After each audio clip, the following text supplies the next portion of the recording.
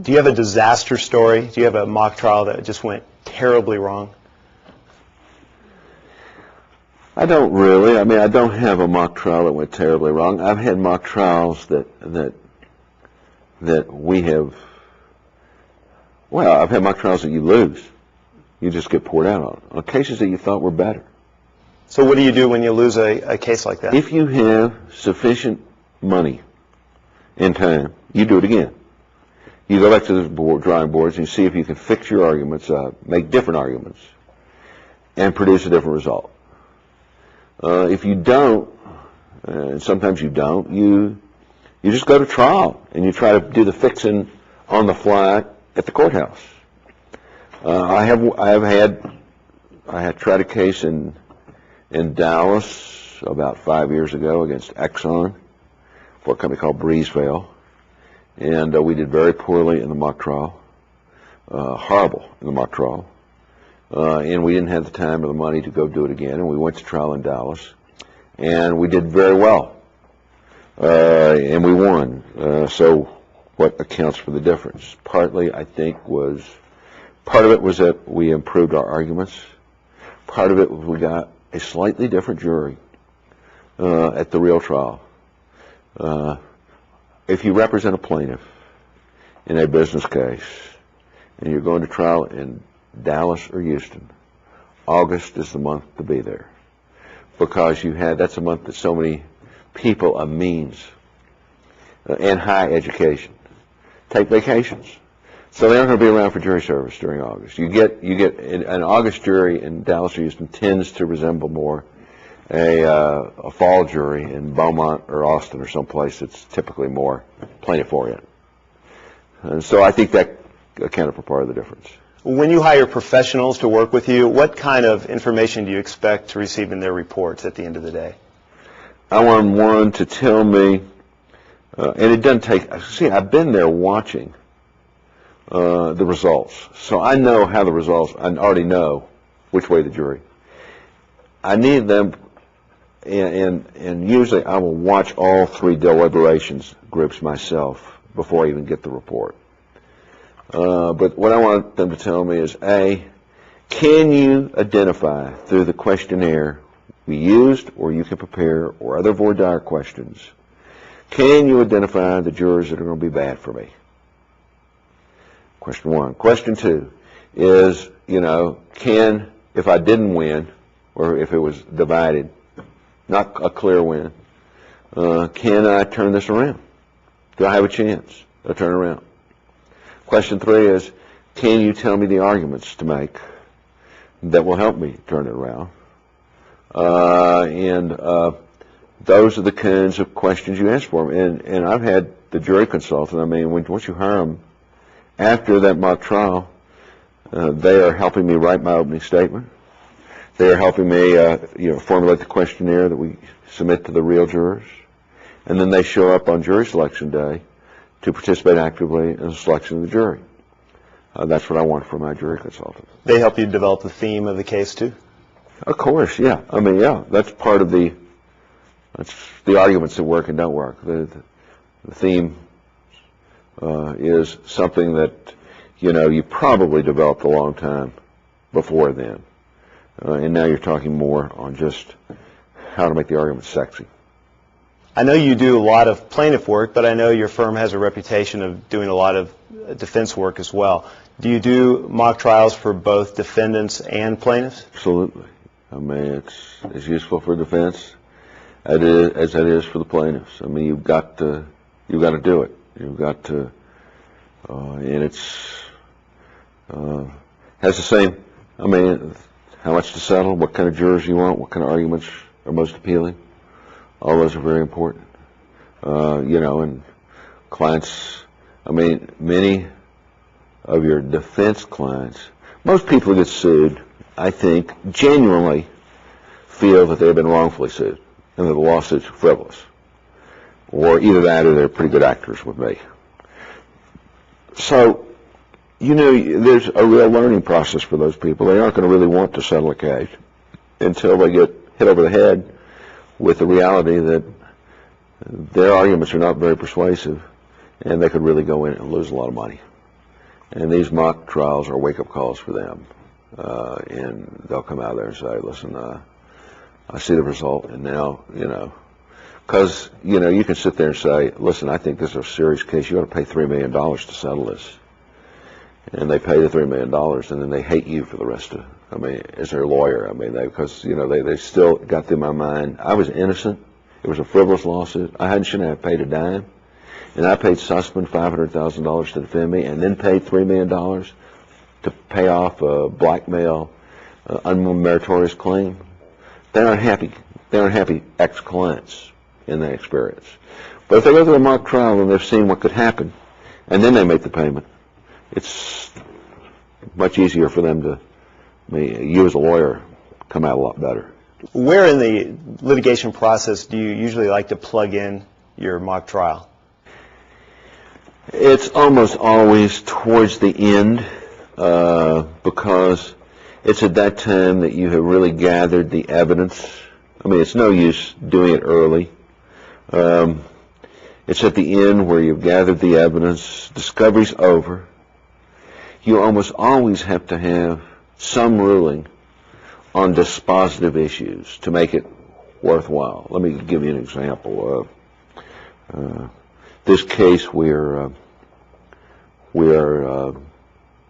bringing in Atlanta.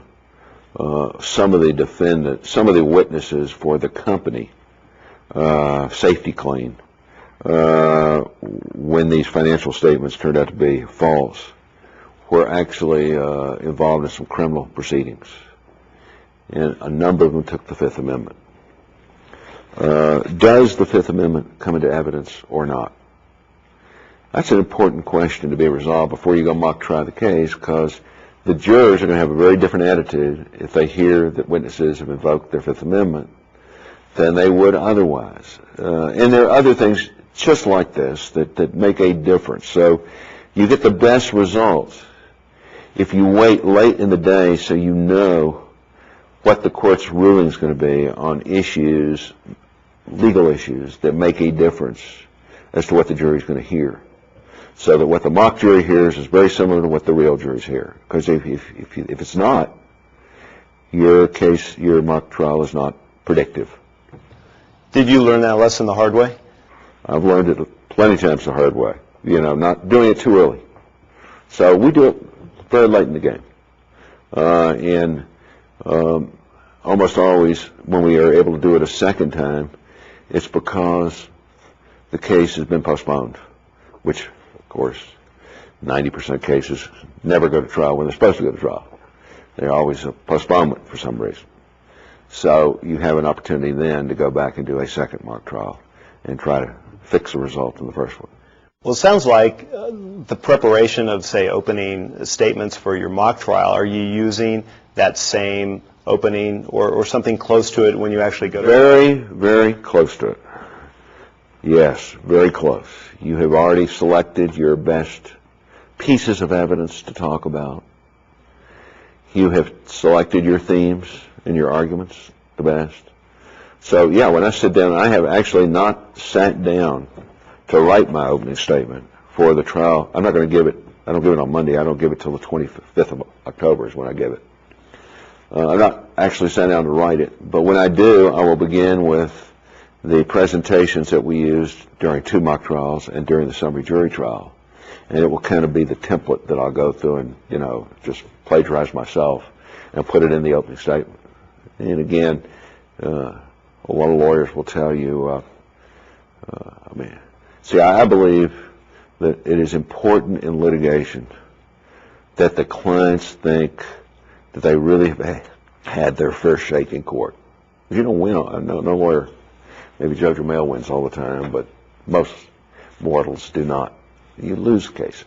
And the important thing about being a trial lawyer and continuing with a profession that's rewarding is that in spite of losses, clients still come to you.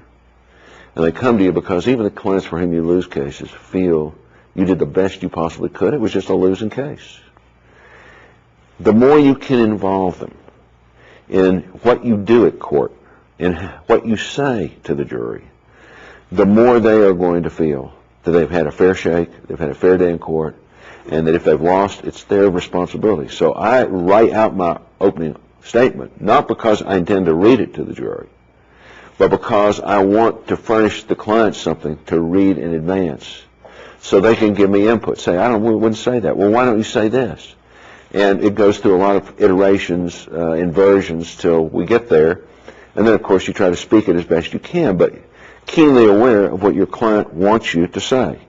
And I just think that the clients, having gone through that kind of exercise, feel much better with the result than if you exclude them from the process and they're sitting in an opening statement and what their lawyer says is a big surprise to them.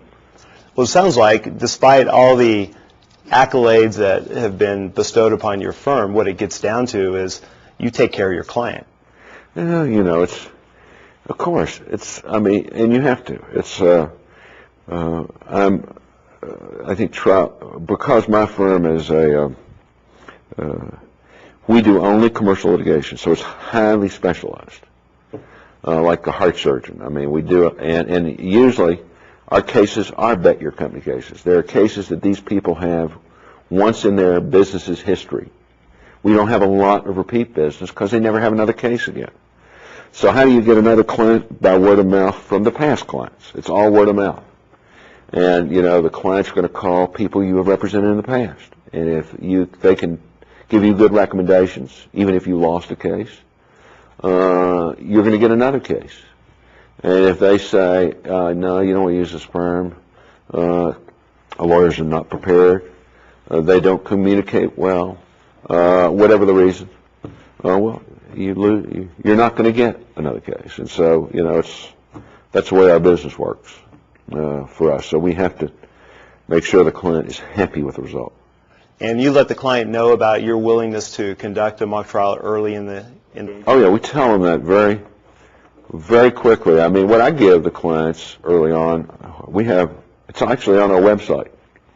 It's a little write-up that we have changed. We change it periodically, called How Susman Godfrey Handles Cases.